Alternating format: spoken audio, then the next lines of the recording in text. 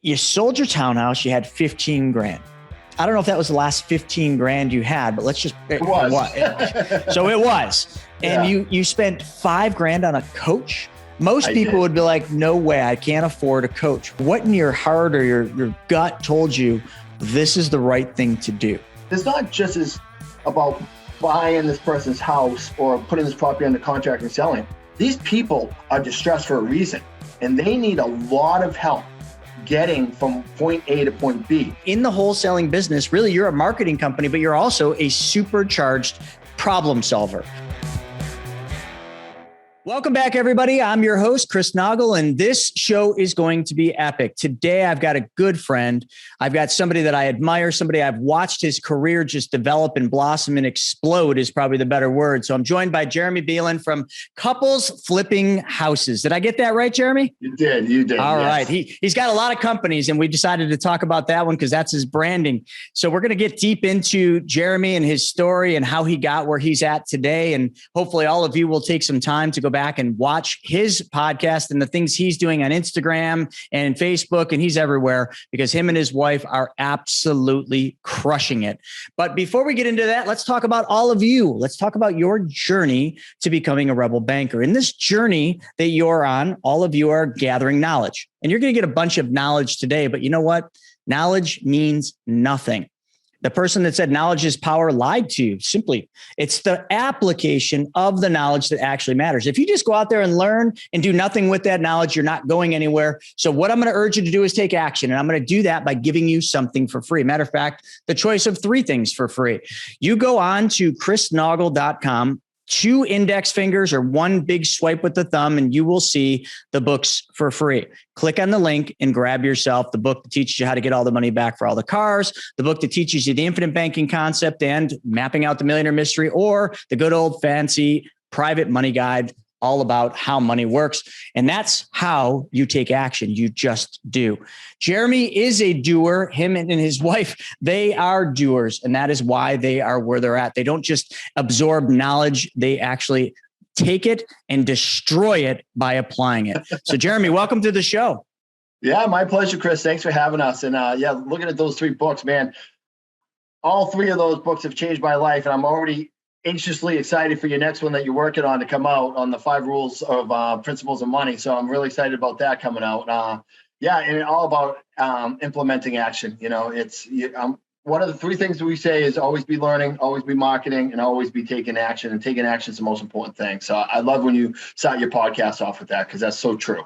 Awesome. Well, Jeremy, one of the things I was thinking about for today is I was thinking, we got to go back and tell your story. Your story is a pretty cool one because it started in the corporate world and then you kind of started dabbling in the real estate world. But then there was a day where you just made the cut. So let's take a trip back in time, like the DeLorean and Back to the Future. Let's talk about your previous life before real estate. What was that like? Yeah, actually, if you don't mind me going back a little bit further, tell my real story from the beginning. Sure.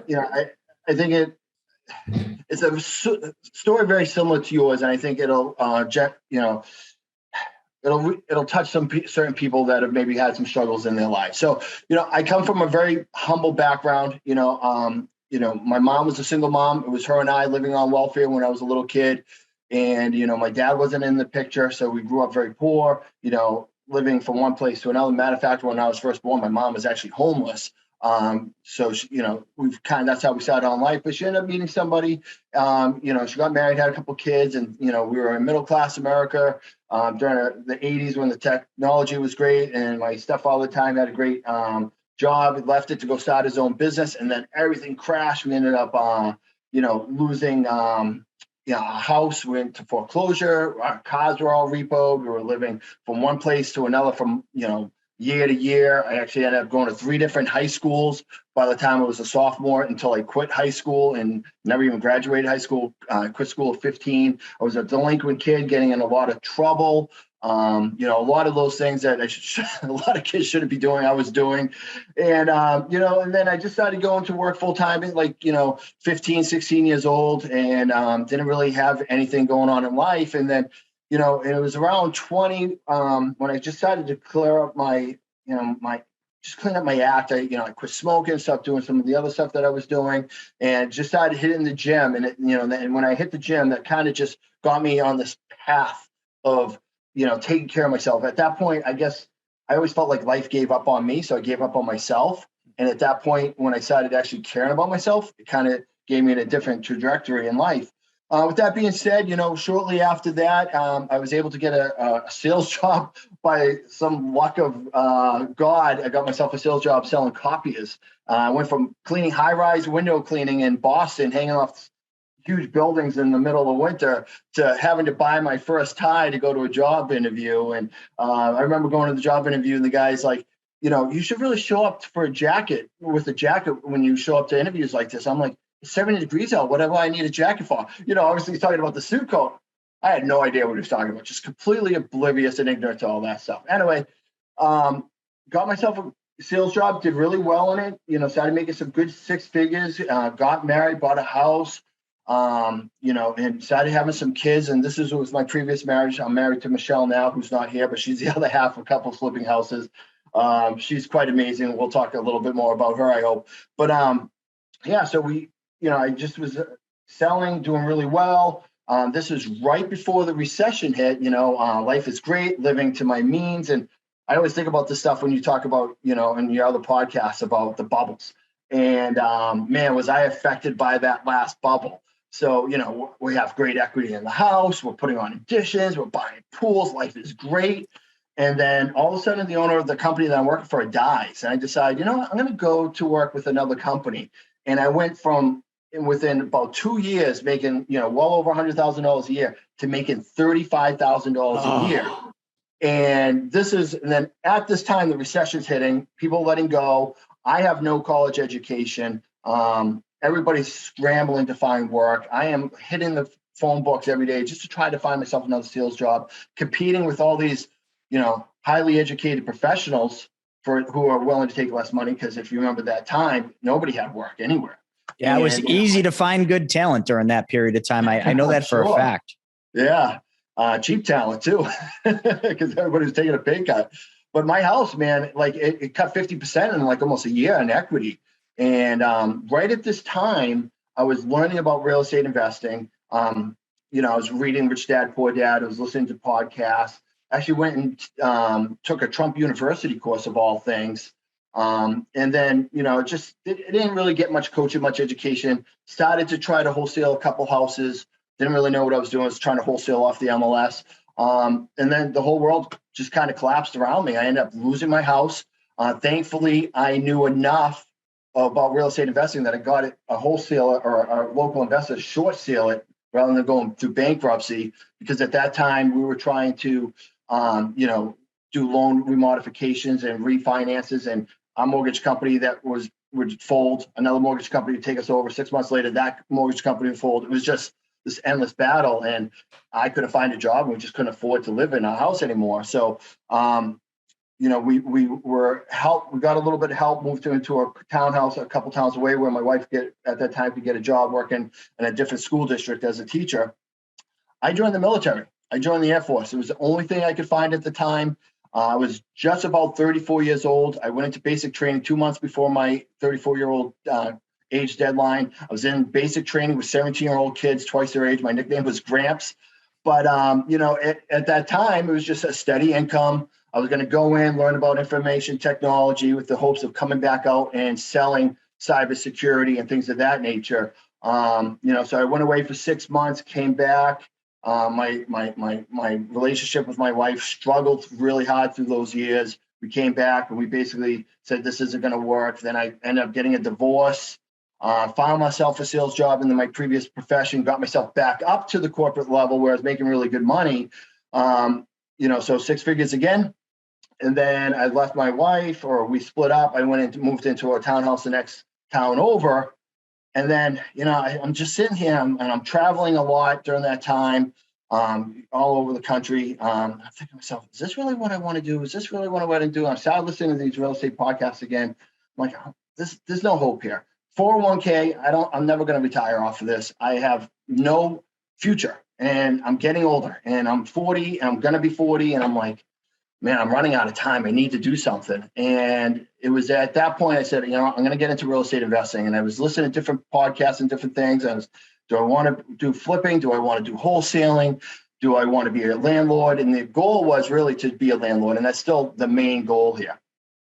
But I said, all right, I don't have any money. What am I going to do? And I said, you know what? I'm going to go all in on wholesale. I'm going to learn. I got myself a coach.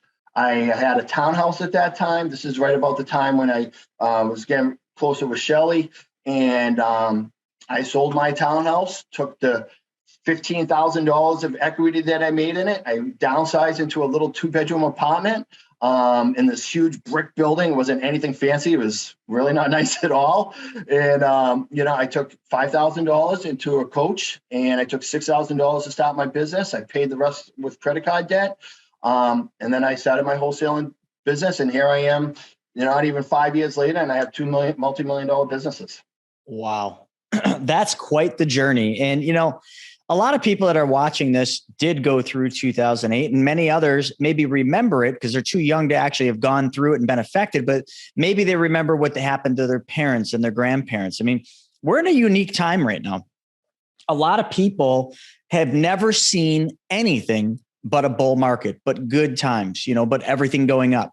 And for me, I'm 44. You're older than most of the people out there that have never seen this too. So you went through that and you felt the impact. But the problem we have right now is everybody just thinks everything's going to the moon. Real estate's never going to stop going up is what people think. Stocks are never going to stop going up. That crypto account they have is never going to stop going up. But unfortunately, the music is going to stop. As a matter of fact, I would say the music has already stopped. We're just hearing echoes of the music that was playing right now, and I don't think a lot of people are prepared for what's about to happen. And because they're not prepared, a lot of the same things will happen that happened to you in 2008. So your story actually mimics lessons that should be taken and applied today. If you're thinking everything's going so good today, let's put the pool in, let's put the addition on. Maybe wait a little bit. Things are so expensive right now. This would probably be the wrong time to do that.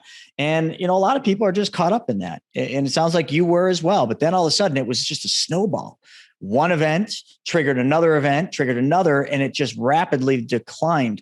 So when you got into wholesaling, like what was going through your head? I mean, I know you said it, but I really want to hone in on that one thing because, gosh, you sold your townhouse, you had 15 grand. I don't know if that was the last 15 grand you had, but let's just, it was. So it was. And Yeah. you spent 5 grand on a coach. Most people would be like, no way, I can't afford a coach. What made you, or what in your heart or your gut told you this is the right thing to do? I knew that if I applied myself, it could happen. I knew it wasn't going to be easy. And, looking back, it's a lot harder than a lot of people on social media make it seem to be. But I said, you know what, I have to make it work. And, and if I fail, that's okay, but I have to make it work because whatever I'm doing is not going to work. I wasn't happy with my career. It was good. It was fine. But it was very unfulfilling and it had no future. And I was 40 years old. I was approaching 40 years old. I had to do something. I felt I was running out of time, kind of like I still work today. I feel like the sense of urgency, you talk about the bull market. I'm like, everything we do right now is a sense of urgency to try to get as much capital and squeeze as much as we can out of this bull market to prepare for the next situation. Because when I look back at the recession, especially going into real estate, those people who were prepared in 2010, 2011, 2012 to buy low, right? The ones who sold high in 2007, 2008, 2009, turned around and started buying low in 2011, 2012. I wanted to prepare myself for this situation. But, I was committed. I had to, I sold everything. I was going to do it. And it wasn't easy. It took me gratefully, luckily, I had a really good coach. And, Tom Kroll was the coach at the time. He doesn't coach that stuff anymore. And he was tremendous. And, his course at that time was very instructional. He said, go do A, B, and C every day. I went and did A, B, and C, and it just led me in the right path. 90 days of failing, I got my first deal, made $5,000. I'm like, all right, well, I'm almost out of money. What do I do? And then a month later, I got another deal for $2,000. And it was just slowly clawing. And we only did 10 deals our first year of $77,000 total. And, I barely kept any of it. Most of it I just put right back into the business, still working a full-time job. I was doing this nights and weekends. And at the end of that first year, I convinced Shelly to quit her job because I needed the help. And it was that second year we really started getting some momentum. We've continued that momentum ever since. And the story, you hear this a lot, like you're just about to run out of money and then all of a sudden you get that next deal and that gets you one more month. It's like Ed Milet, if you've ever heard him speak, and I've had the luxury of sharing the stage with him twice now, and his talk's always about one more, make one more call, do one more thing every single day. And that compounding effect gets you there. But, it's kind of like you were saying, you just kept going one more. And then that got it. And, a lot of people, when they look at wholesaling and I've come to, I don't want to say despise the guru atmosphere around wholesaling, because there's so many people out there that just want to say, look at me, look at my car, look at the lifestyle. It's all because I wholesale, buy my course. Like, listen, I don't want to be a hypocrite because I used to be in the real estate education space, but I don't remember doing any of that. I was so set on making sure my students got their deals. But today it just seems like, let's just sell as many courses as we can. And if they make it, great. It's like, just throwing things at the wall, maybe one or two will stick, but your experience with your coach was very different because it sounds like he cared. And it secondarily sounded like he had a system where do these three things. When you master them, do them again. And when you master them, do them again. And then maybe it gave you a little bit more. And that's really the right way to do it. But I look at wholesaling and I think, in today's world, it's a difficult thing. And I want to get into one thing with wholesaling. My views on real estate are definitely not what they were a few years ago. I've been mostly selling off my real estate. We went from 91 properties and we literally just sold another one. So I think we're down to 14, maybe 15, it's somewhere in there. And we got 3 flips going. We used to do 20 flips and always be adding rentals. And now I'm selling them all off because of what I think is coming. I want to be ready for it. But I just was out in Arizona and I was talking to these wholesalers, a lot of wholesalers in Arizona. And they're talking and they're crushing it. And I'm just like, oh, wow, that's so awesome. You're doing so well. How are you getting your deals? And I want to bear in mind, this is a wholesaler that I'm talking to that's crushing it. How do you get your deals? And he says, well, I have relationships with other wholesalers. They bring me deals. And I'm like, wait, hang on a second. So you're not doing mailings? Nope. I don't do any marketing outside of bandit signs. Okay. So you're not doing any mailings. You're just doing bandit signs. And almost all of your deals are coming from other wholesalers bringing you deals. So then I got thinking, I'm like, okay, so there's enough room in deals today because the speculation in the market where one wholesaler can lock up a deal, wholesale it to another wholesaler, that wholesaler then wholesales it to the retail market, or maybe even to another wholesaler that wholesales it again. I mean, how deep does that rabbit hole go? And how can that, I can't even fathom that, Jeremy. I can't even fathom back in the days when I was, heavy in real estate from, let's just say 2009 straight through to, 2 years ago. I can't even imagine getting a deal and being able to wholesale a deal to another wholesaler that then wholesales it again. How? Yeah, it's crazy. Well, I think, that market's very unique. There's a few markets around this country and, the Phoenix, Arizona is one of them, right? It's growing crazy. And there's a lot of growth going into that market, but there's also some big hedge fund buyers out there who are willing to spend, 95%, value of the house, maybe even closer to 100 because they're looking to park that cash somewhere. So there's a lot of money to be made out in those areas. So if you're doing it well, you can do fine. But, there's a lot of money to be made in wholesaling for sure. We run a wholesaling operation in your market, which we started after coming out to visit one of your trainings. And, some of those, I should say a majority of the wholesales that we do out there do better than our flips with, the margin that we make. Yeah. And that's in Rochester, correct? Rochester and Buffalo. Right now gosh. we're averaging about $27,000 an assignment. Holy crap. I can't even fathom that. I live in Buffalo and I don't know if I've ever made that much on a wholesale here in Buffalo. Wow. It's insane. It's crazy. Yeah. I'm so out of the loop. And we've done significantly more than that. Matter of fact, here where I live in New Hampshire, we did a deal in Massachusetts, which last month was our highest assignment ever here, and straight assignment, not wholesale, nothing. We did $75,000 on a straight assignment. Oh my gosh! So dude, listen, like we got to pay the team and everything out of that, but there's money to be made there. But The way we designed our business is to maximize as much as we can on the back end. We buy low, sell high. We just do that with, the wholesaling aspects. So we've really built these systems in place thanks to some great coaching, but a lot of trial and error over time. My first deals were $5,000, $2,000, $7,000. Yeah. It took me a long time to get them to $20,000, $30,000, $40,000. In the New York market, we don't use the MLS. In the New Hampshire, Massachusetts market, we do. We put everything on the MLS. So, we'll do some double closes. A lot of properties we take down now, and we'll go and just clean them up wholesaling, right, and just throw them right on the market. But in the New York market, 99% of what we do is just straight up assignments. Okay. So and you're making those kind of spreads on assignments. I like you just said it. I'm so glad you brought that up. I'm like, I remember 2,500, $5,000. If we wholesale the property and made 10 grand, that was like, oh my gosh, this may never happen again.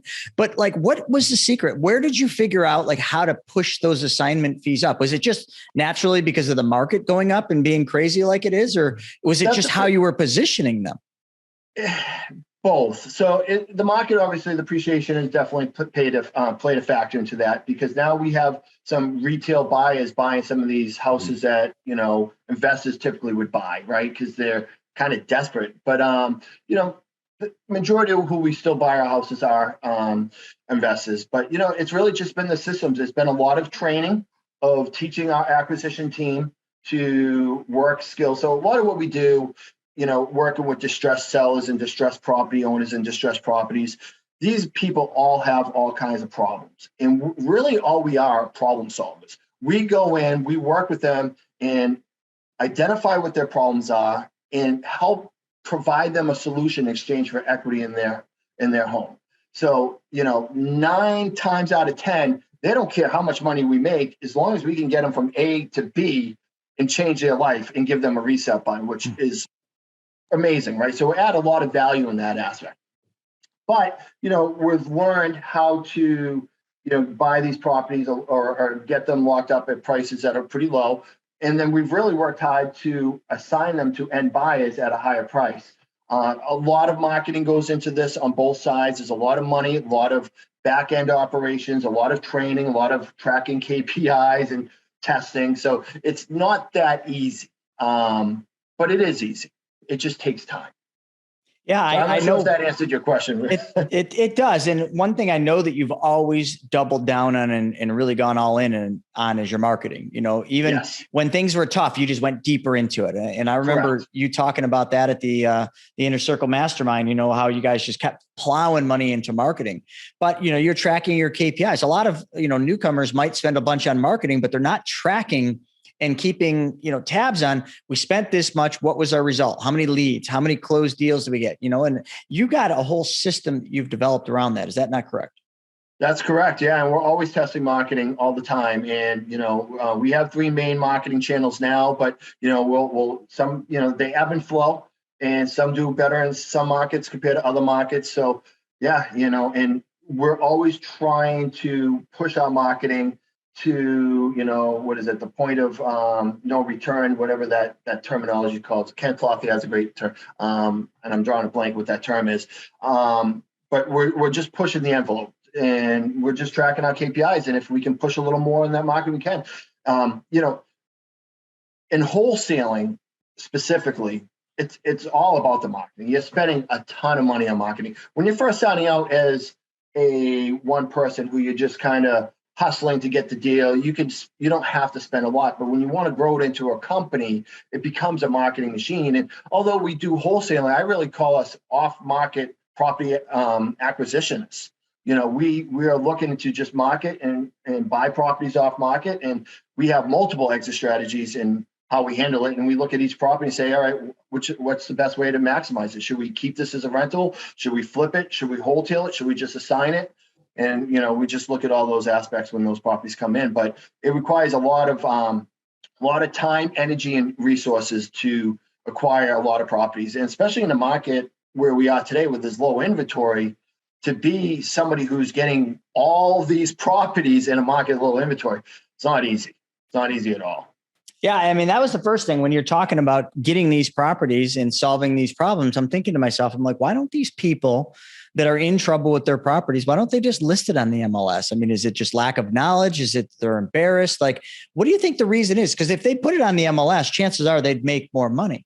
I mean, what's your take on that as to why people don't just go the path that we would go as real estate investors?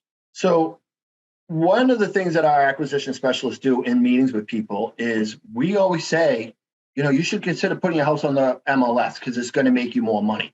Now, a lot of wholesalers are afraid to do that because if we do that, oh my God, they're not going to want to do business with us. Well, that's okay if you're not the best approach. At the end of the day, if they're money motivated, we're not the best option for them anyway. So, we want to get that, situation out, or that elephant in the room, the objection out right away. If you want top dollar, we're not the fit for you. We'll send you in a realtor that's the right direction for you. But there's so many reasons why they don't want to. Many houses we get are hoarding houses, right? So they're embarrassed to have people come into their house. They don't want to have to worry about cleaning their house. They may have somebody who's sick in the house and they don't want a lot of people showing, going through the house showing. They may feel embarrassed that, maybe they've owned it for 40 years and it's, to us, is in decent shape. It's just dated, but for them, they feel like they're too prideful to have it shown in this kind of condition. Some people inherit houses that are out of state and they want nothing to do with it. Just give me my cash and run. Some people owe a lot of money in taxes. Some people are behind on their mortgage payments. There's so many various reasons, and a lot of them, it's not, hey, why didn't you listen with a realtor? A lot of it's like, I had no idea you guys were even an option. Thank goodness you called me. Thank goodness you sent me a text message. Thank God I got your mailing. You guys are a blessing. You've changed my life. I could get out of this situation and go into this situation. And it's not just about buying this person's house or putting this property under contract and selling. These people are distressed for a reason, and they need a lot of help getting from point A to point B. So we may say, you can leave all your stuff behind so you don't have to worry about cleaning anything. We may send movers there and pack everything up for them and move them to another location on our dime because they don't have any money. There was this house where we bought 2 years ago where this gentleman suffered a brain injury and he was living on his own, and he started collecting more and more stuff. It became this really bad hoarder to a point where he had barely any running water and barely any electricity in the house. His house was literally 2 feet of trash, not junk, trash. Wow. And he was sleeping on a couch in a room full of all this trash. And he just spiraled out of control. We came in there. We were able to buy that house as is, right? We found him a mobile home to downsize that would fit in his budget, put that under contract for him, gave him the down deposit on that, and then moved him into that house, and then got all of our money back on the closing on that stuff. So we had to organize and orchestrate this whole thing. Matter of fact, in your market, Dylan Saxon, amazing guy, one of two amazing acquisition specialists. He just relocated a person from Buffalo to Florida. No kidding. I didn't know that. Yeah. And so this lady was struggling for a long time, and he gets the house under contract, but she wants to move to Florida. He calls local real estate agents down in the area she wants to find, finds her a place. We get the property under contract. We pay for an inspector to go inspect it. The inspector comes back and is like, 1, 2, 3, 4, 5 things are done. Dylan goes back and negotiates better terms for her and repairs done to the house prior to her moving down. We then organize movers to move her from New York to Florida, move her down there and set her up at a new place. All of this is part of what we do for the assignment. So, when people just say, don't sell it to a wholesaler, just go to a realtor. I'm sorry, a realtor's not going to do all that stuff. No, a realtor is going to be like, you're going to have to clean this up. You're going to have to paint those walls. Is there anything you can do over here? Like, can we stage this? And the people are like, I can't pay my electric bill and you want me to paint a wall. I can't pay my utilities and you want me to stage? What is staging? Like, I have furniture so I get it. But like, The whole idea behind what you do and where your success is one simple thing that everybody really needs to take away from this. And that is solving a problem. Every day you're solving problems. And in the wholesaling business, really, you're a marketing company, but you're also a supercharged problem solver. Yep. And, I think that's awesome. I had no idea Dylan did that. And I follow Dylan's stuff pretty closely just because, they went through our programs and we got to really like them. And I think we actually introduced them to you, or somehow it was through the mastermind or whatever. Yeah. They're super. And Emma are amazing. Great people with big hearts. And, Eddie, who is DiLorenzo, who's our acquisition guy here in New Hampshire, they're just like me and Michelle. You have to be a go-giver. You have to care about these people. And as much as realtors and people in real estate think that everything just fits in a box, it just doesn't. So, listing it works for a majority of people, but there's a whole bunch of people. It's just not realistic and it's not an option. They need too much help. And that's where we could come in and provide a lot of value. And, these people need a lot of hand-holding to get to the closing table. Heck, some of these people who own these houses have never even experienced a closing or selling their house in their lifetime. It could be, Aunt Jane, who's lived in this house for 70 years. Her husband handled everything. Now he's gone and she has to sell a house. She doesn't know. She needs somebody to handhold her through this whole process. And, so we're providing a lot of value. And that's why I have no issues about how much money we make, because we deserve it, because we're providing a lot of value and we put in a lot of time behind the scenes that people don't know about. Mm-hmm. We're not out there boasting about, how much money we make and how much stuff goes into it. We're just trying to provide value, build our company up so everybody on our team can make a lot of money and be successful. And that's what we do, Well, let's talk about the other person that's very critical to this business, very critical to you. Let's talk about Michelle. I thought I was kind of hopeful that she would be on, but let's talk a little bit about so there was a time before her, and then now there's been the time with her. What happens with you? I mean, outside of you've gotten a lot more buff and, you can climb ropes without probably do it with one hand, just kind of hop up the rope. She's in such good shape. Like some days, when this morning, I get up and I'm ready to go to the gym. And then Larissa's like, can you help me with with Vivi? And I'm like, oh, I'm just going to spend time with Vivi and go to the office. But then I see your guys' stuff. I'm like, I can't believe I skipped the gym today. You son of a bitch. Yeah. Should have been in the gym. But how has your life changed with her, and why and what has happened? I mean, it's such a cool thing. You guys are so happy together. Yeah. Shelly is my best friend and we are so compatible for each other and we're so madly in love. And, so I'm 45 years old. I started my real estate business at 40. So it just goes to show you, it's never too late, right? I went from 40 being broke to starting a real estate business to 45 and doing pretty well for myself in a matter of 5 years, thanks to a bull market. But, a lot of stuff has gone into the reason for our success. And Michelle's a big part of that. Her and I started this business. And for the first few years, it was just her and I. We did everything. Now we have teams in place. And, she's not so much hands-on every day, whereas I'm kind of just more the visionary of the companies at this point. But I don't make a decision without her. I run everything by her, and I would never be able to make a lot of the great decisions we do without her. So she's very intricate on our continued success in this business, although she's behind the scenes at this point. But, we're soulmates, and it's crazy because I was always a hopeless romantic my whole life growing up. I had a lot of abandonment issues growing up, because a lot of people in my life just left me. So, I was always a Nicholas Sparks fan, and I would watch all these romantic comedies and I'd cry and I'd be like, God, I wish I would have a love like that. But it's just, Hollywood, and that never happened. And then I got married and I didn't really have that with, my wife at the time. And, we're good friends to this day, but it just wasn't that connection. And it didn't take much for us to split apart. Whereas Michelle, it would take the end of the world and we'd still be holding hands.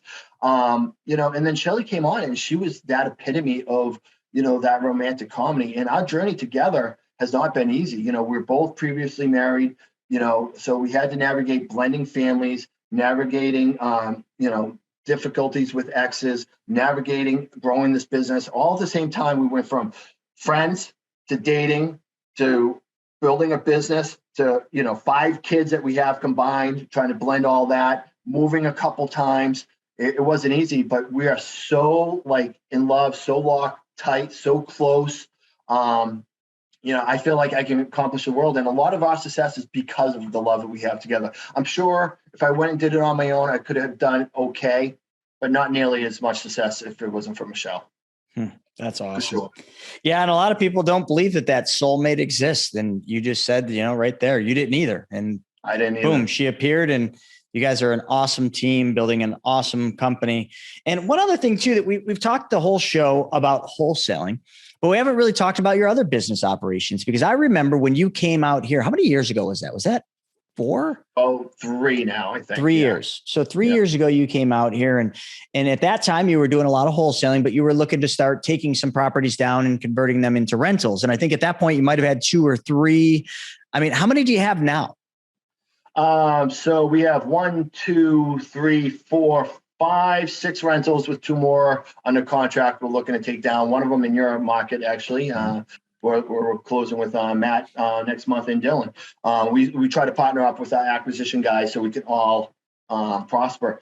So let me share this story, right? Because the Chris Naugle story is a freaking awesome story for us, me and Michelle. So I'm lying in bed one night and I'm reading the private money guide. And I'm like, honey, only if we could figure out how to get some private money. And I've read a couple private money books at this point. I get it, but I don't really get it. And I'm like, oh, look at the end of this book. There's this inner circle thing. I put it in the credit card, honey, let's go. And I texted you the next day. I'm like, can my wife and I go? Like, yeah, come on out. And that trip changed our life in so many ways. So many ways. First of all, we got to meet our partner in Western New York, who is Matt Morneau. So, he's, now that we have Western New York home buyers and we do that $1 million wholesale business, that is because we met Matt Morneau out there. We went out to Buffalo to come visit you at that training, and we were like, wow, there's a lot of opportunity here. Great, let's start a second business. It's really dumb at the time. It turned out great, but it was really dumb looking back at it. But meeting you, we went into the circle and we're like, wow, this is how private money works.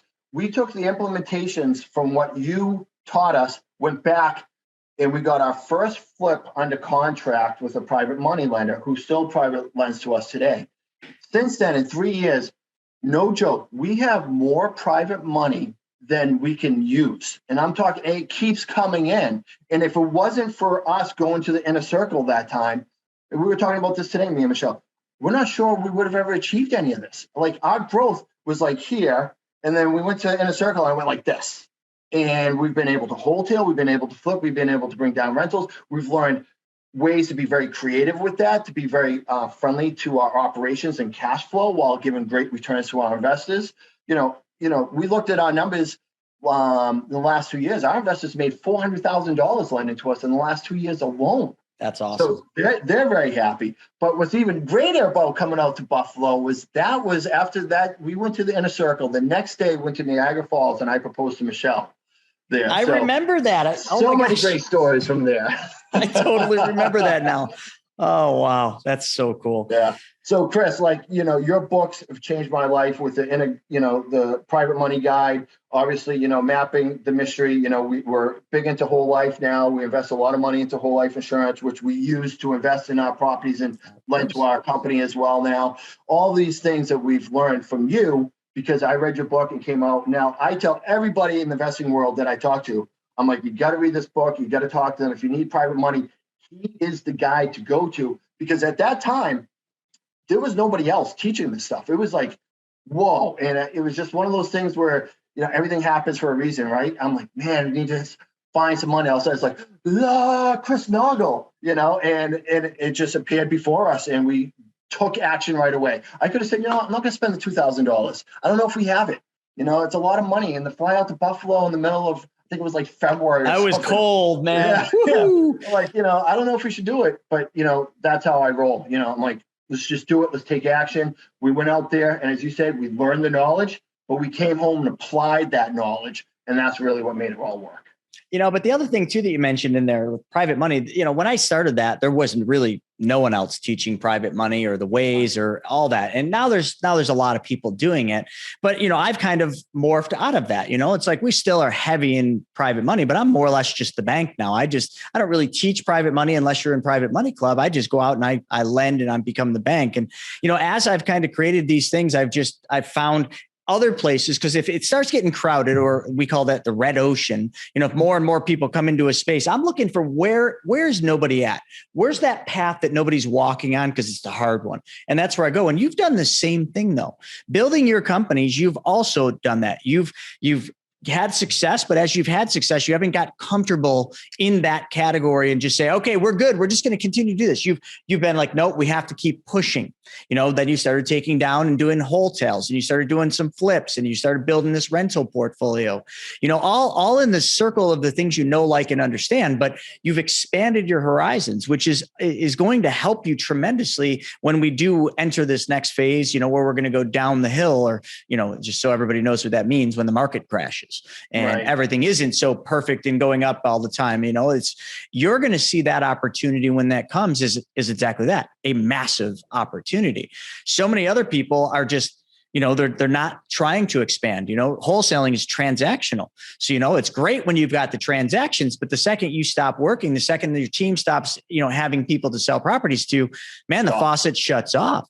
Which is where you've went into the rentals, because the rentals, that paycheck just keeps coming. And then you already learned about private money. So you could very easily flip and go over and say, hey, we've got this money, we've got these banking policies. Let's just become the bank and lend money to the people that weren't ready for this storm. And then you can kind of take that. So I just think your journey's been a really awesome one. And one last thing we kind of glazed over, wholesaling. Are you still doing a lot of that? It's my favorite one. All right. I know it's a little more risk, but at least here in New Hampshire, mass market, it's been, matter of fact, we just decided going into 2022, we were actually going to start doing a lot less flipping and a lot more wholesaling. We make a little bit less money, but the returns are much quicker, and there's still great opportunity there. So I love wholesaling, and, it's a way for us to maximize rather than assignments. So assignments kind of caps you, an end buyer or investor is only willing to pay so much because they need more meat on the bone. But a lot of the properties that we wholesale, there's more meat on the bone for a retail buyer, or some of the houses that we get under contract may not make sense at all for an investor because they don't really need much work, but we get them still below market value that we can just go in, clean them up, maybe spend a few $1,000, throw them on the market, sell them below market value, and still do really well. So I think it fills in a lot of gaps. I think wholesaling is just the best model going, well, it has been for the last year. I mean, soon probably won't be as lucrative, but I love it. And gosh, and this too. Do you remember back when wholesaling wasn't even a word? And then do you remember the first time you heard that? You're like, what is wholesale? What is that? I remember that day. And I'm like, whoa, that's actually a great idea, because I got so sick of contractors. I got so sick of building inspectors. I'm like, wait a second. So I just buy it. Clean it up and put it back on the market, and somebody's going to buy this. Yeah. And it worked. Yeah, you're right. The profit's lower, but the volume's higher, and the sanity level is a much healthier place to exist. And, I kind of sometimes wish I would have done a lot more of it, but I have, my wife's part of my business as well, Larissa, and she was very integral in it, actually probably more active than I was in the real estate division. And she is just always been the type of person that loves creating. She loves creating an amazing experience, an amazing house. So wholesaling, when I said, honey, let's just get this house and let's just put it right back on the market. Oh no, we're not doing that.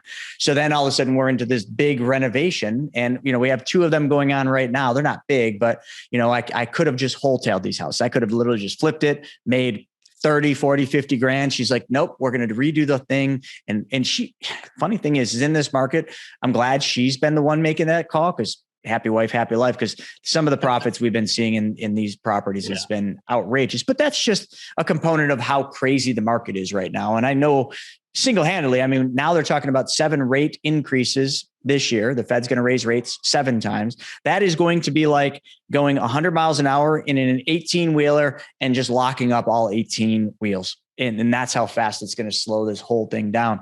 But maybe it needs to slow down, because maybe it needs to have a flush. That's kind of how I look at it. I think, this next phase is going to flush out the weak, and it's going to make the strong stronger. And I think you're going to be on that strong side of things. And I think this next episode we're about to enter is going to be a really good one for you. So in the closing of this, I want to ask one more thing. What is your strategy going into this storm? Well, I learned a lot from that recession, right? So I know what it's like to live at your means or above your means and see it all washed away overnight and the struggles. And, obviously I wish I didn't go through that, but I'm actually really glad that I did because it made me learn a lot of different things. So now everything I do is really with a sense of urgency. And one of the things that we preach to our inside of our company and our meetings is urgency, urgency, urgency. I always feel like, you talk about wholesale being transactional. I feel like my whole business is transactional. Whether we're holding anything, I feel like it could all end tomorrow. I don't take that for granted at all. And I'm riding it out as long as I can, but with great urgency to just try to bring in profits as much as possible. And that's another reason why we don't want to do flips is just because, we're just looking at some of these wholesales, some of these properties we just flipped. I'm like, I could have made more money wholesaling that than flipping it. And so we're just going to try to bring in as much cash as we can. And I listen to people like you, and I listen to the real estate radio guys too. They're pretty knowledgeable about this stuff, and I'm not, and I'm trying to learn about it. And when I listen to some of your podcasts, Chris, I'm like, oh my God, this guy's so smart. I have to listen to it 3 times to comprehend what you're saying. But I know that appreciation is going up. It's just a matter of time before that settles off or maybe goes down. That affects you on the retail market, affects you in, some of the real estate investing things. If you're holding on to a rental property, you could probably ride out that storm as long as the need for housing and rent rates still stay up enough where, you can at least cash flow some of those properties. The other thing is with inflation, $100 today is not going to be $100 tomorrow. So I'd rather start parking some of my cash into these properties who can now get appreciation. So really what our goal is right now, Chris, is we're trying to take a lot of our profits, buying rental properties, mostly multis, but those are getting squished down with cap rates and they're harder to come by. So now we're even looking at doing some single families, anything that we can get some equity that will cash flow. I'm not a big believer in breaking even at the appreciation game. I know a lot of people in this country and, real estate, niche do this. It's just not something I feel comfortable with. I need to make some money. I got to stop right there. That is something I hear all the time. They don't even care. And I'm just like, how can you not care about that? Well, this and this, it's a failed model, but it is a model that they're adopting because they can't find the properties anymore. So they're almost like manufacturing these false realities that doesn't matter. And I'm glad you're not, because that right there, those guys and gals that are doing that, guess what's going to happen? They're going to lose them and they're going to be calling you and hopefully me, and we're going to be buying them pennies on the dollar. Yeah. They're going to be the distressed people that we've got to solve problems for. So that's what's going to, I think that. There's a lot of people overpaying for properties right now because they need places to buy cash, and these 4 or 5% cap rates are just insane. And as we've seen with the last 2 years, there's so many things that can happen that you least expected that affect that bottom line. And if there's no rents coming in and you're playing the appreciation game, then you're even hurting. At least if you have some money coming in, it's not that. It's not as bad as it could be. So, we're looking for properties that can cash flow, and we'll, obviously hoping that appreciation will work. We're trying to refinance out as much equity as we can on these properties at the low interest rates, why we still have them. And I don't know how long they're going to be around. So, I'm taking advantage of these 5%, 4%, 6%, wherever it is. And I know I can take that equity out at that rate and make more money on it with my businesses or other things. So double, triple, quadruple that return. So we're trying to do all of that right now. Still leaving plenty of equity in our properties, still making sure that they cash flow, and really just trying to build our wealth through securing real estate below market value and trying to ride out any storm. So if things do happen and I can't flip or I can't wholesale, which I still think we'll be able to do some stuff there, we'll probably turn more into a burst strategy. I still think people will need to do houses. We'll just have to buy them at a lower value. But it could be significantly different. So plan for worst case, right? Worst case, I have a bunch of rentals. They bring us some money. We weather the storm. There's, if the equity comes down, we know on the back end, they'll come out. I know right now people are selling at top dollar and they're going to buy low again. I'm trying not to buy at top dollar. I'm still trying to get them below market value. although they're still going to probably be a lot more than they are 3 or 4 years from now. But I'm still positioning ourselves, thanks to a lot of private lending, great relationships, and a history here, that when that market does come down and those properties are available from those people over leveraging themselves, we're going to be in a situation to capitalize on that. That's really how. I think that's a great strategy. And I hope all the listeners, are really paying attention to that, because that's reality. You need to start thinking about that. Stop living, I know they always say, oh, you got to stay in the now. I understand that. Like, you got to do things today and do them in the right now, because that's what determines what happens next. But you really need to be looking for ways to get ready and prepare for what's coming. Because if you are just loose about your business operations and you're just doing things just because right now it works, it won't work coming soon. I promise you. You think COVID was a big pivot? This will be one of the biggest pivots you'll have to make in your life. And, I'm glad you guys are prepared for that and ready for that. Your strategy's sound. And the other thing I love too, and, this is just the universe, and one of the laws of wealth is you're helping a lot of other people. Not only are you solving the people's problems, but your team. You're not just kind of take and rising up while your team stays at the same level. You're allowing your team to grow and to become wealthy as your wealth increases. And that's a rare thing. There's not a lot of people that do that, and because of greed, usually, so a lot of people violate that law of wealth. And because of that, their money that they thought they had gets stripped from them, but you're not. You're sharing in it. And that's a very powerful thing and a very admirable thing. Thank you. And Chris, honestly, it's something I'm very passionate about. So, our core team members, I always say we're going to ride the elevator to the penthouse together. A lot of these people, like our acquisition specialist, Dylan and Eddie, and our project manager and disposition specialist, Tucker, they're entrepreneurs at heart.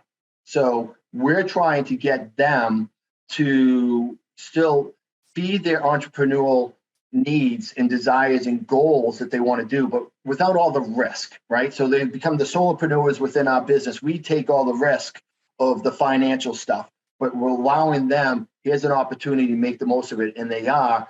And, a lot of these guys like Dylan and Eddie, they want to own real estate too. So, hey, listen, I don't need to own this 5-unit myself. Let's partner up on it. Now you become a landlord. You get some of the tax advantages as well. You secure some of your profits and, when earnings into something that's going to protect you, because I need you guys in it for the long haul with me. I don't want to be going through these acquisition guys every couple of years and training new ones. No, let's be a family and let's do this together. And some of them are young. So everything I'm trying to learn and teach, I'm teaching them, like with Dylan, he's not even 30 years old. He's making really freaking good money right now. I'm like, dude, you got to buy real estate. You got to protect this money. I want to teach him all the stuff that I was never taught. So in 10 years, he's running a couple of locations for me, part-time, spending all the time in the world with his kids like he is now. And he's not in a position where he has to start a new life at 40 like I am. He's actually thinking about maybe retiring or working because he wants to, and staying with Eddie. And that's really, really important to me.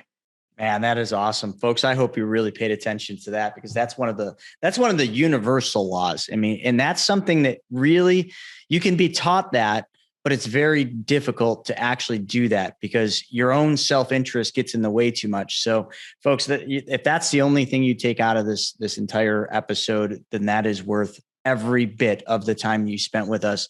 So Jeremy, the last question I have is one that I always close out with, and that is, during this journey, and it's been a pretty bumpy one for you, what has been your biggest external obstacle that you've had to face? Biggest external. Well, I would say that, my biggest internal one is comparing myself to other people. I just finished reading The Gap and the Gains, and it's a great book. And I'm always comparing myself to others. So I'm always, disappointed of where I should be, not so far as where I've come from. So that's like my internal struggle. My external struggle, I don't really know. I think right now I'm learning to become a better CEO. So a lot of what I'm trying to do, because I'm working at the higher level now, I don't really work on transactions or acquisitions or any of that. I'm really just trying to become the best CEO person. I'm looking into a lot of coaching. Matter of fact, I'm going to get Ken Clothier as a personal coach later this year, to help me guide me with some other people that I have working on that. I don't really know about any external things because I can't control what I can't control. So right now I'm just taking imperfect action, learning from my mistakes and going. I really appreciate your time coming on. Make sure you tell Shelly that I said hello and tell her to keep up the good work. I'm watching. We said hello as well too. Thank you. For sure. All right, everybody. Remember what we said earlier. It's not the knowledge that gets you where you want to be. It's the application of the knowledge. With that being, go ahead. Oh, one thing before I forget. So we're talking about wholesaling. We just created an ebook, how to wholesale your first deal with little to no money out of pocket. We're giving it away for free. All you have to go is to Couples Flipping Houses Facebook page. Just let us know that you want it, and we'll send it to you for free. It'll teach you how to wholesale your first deal with no money. Awesome, folks. So we're going to put that in the show notes. That'll be how you get that free guide. You're going to want that guide. And, I can't believe we almost forgot to put that in there. That would have sucked. Anyway, folks, make sure you apply the knowledge, not just getting, the books I mentioned earlier, but make sure you grab Jeremy's book and, just go out there and crush it by applying knowledge. Jeremy, thank you so much. Thanks, Chris. Really appreciate it.